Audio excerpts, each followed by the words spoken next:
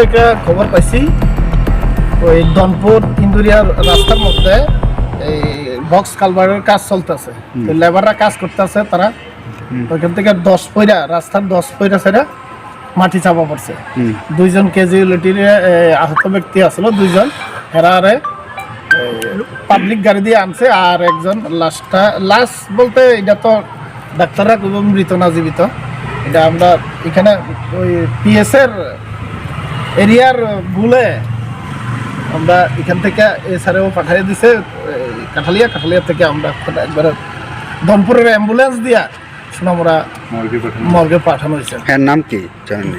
মদন মজুমদার, বয়স 37 বছর, বাড়ি কাঠালিয়া মোড়া।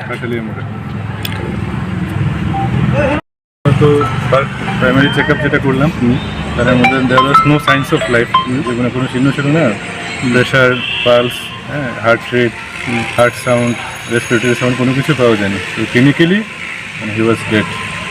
তো এখানে পোস্টমর্টমের জন্য আমরা সিএসসিতে পাঠানো হয়েছে। স্যার